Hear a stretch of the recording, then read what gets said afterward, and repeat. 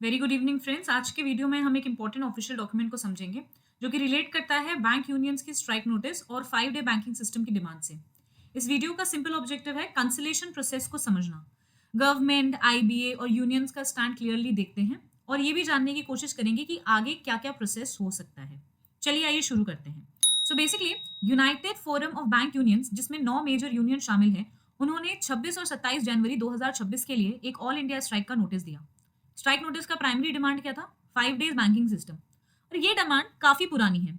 जब से सेकंड और फोर्थ सैटरडे ऑफ हुए हैं, तब से रिमेनिंग सैटरडेज को भी हॉलिडे डिक्लेयर करने की बात चल रही है। देखिए अब हुआ क्या। बैंकिंग सेक्टर ना लॉ के अंदर एक पब्लिक यूटिलिटी सर्विस माना जाता है। इसलिए जैसे ही स्ट्राइक नोटिस रिसीव हुआ, चीफ लेबर कमिश्नर ने ऑफिस के कंसिलेशन प्रोसीडिंग स्टार्ट कर दी। ऑलराइट। कंसिलेशन का मतलब क्या है? पार्टीज के बीच में बैठकर एक एमिकेबल सोल्यूशन ढूंढने की कोशिश। इस मीटिंग में प्रेजेंट थे आपके bank unions, Indian bank association और डिपार्टमेंट ऑफ फाइनेंशियल सर्विसेज के गवर्नमेंट रिप्रेजेंटेटिव्स।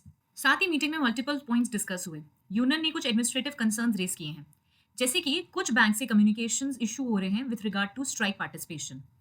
स्केल 4 और स्केल 5 लेवल ऑफिसर्स को इंटीमेटिंग लेटर्स और कम्युनिकेशंस इशू हो रहे हैं।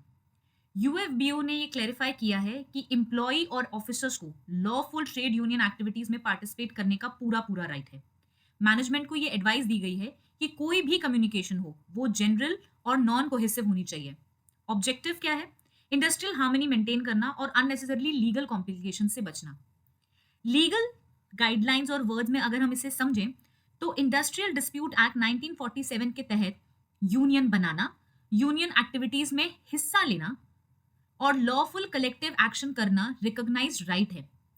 कंसलेशन ऑफिसर ने यही पॉइंट और इम्फेसाइज किया है ताकि सब स्टेक होल्डर्स लॉ के फ्रेमवर्क के अंदर आराम से काम कर सकें। अब बात आती है कोर डिमांड पर। 5 डेज बैंकिंग सिस्टम मीटिंग में ये पॉइंट रखा है। आईबीए और यूएफबीयू के बीच एक memorandum of understanding dated 7 December 2023 which was settled on 8th of March 2024। IBA ने गवर्नमेंट को रिकमेंडेशन फॉरवर्ड कर दी है। हाउएवर, डीएफएस रिप्रेजेंटेटिव्स ने ये बताया है कि मैटर गवर्नमेंट की कंसिडरेशन में है और डिसीजन लेने में थोड़ा और टाइम लग सकता है।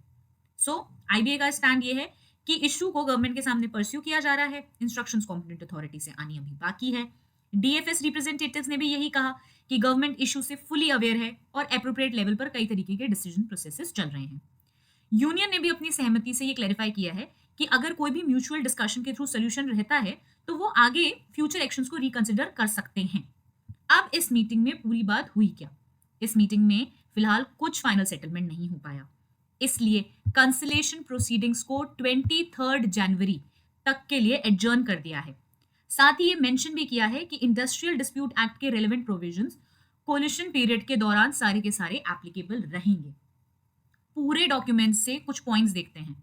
सबसे पहला, 5 डे बैंकिंग डिमांड अपने गवर्नमेंट के लेवल पर पेंडिंग है। कंसलेशन प्रोसेस चल रहा है।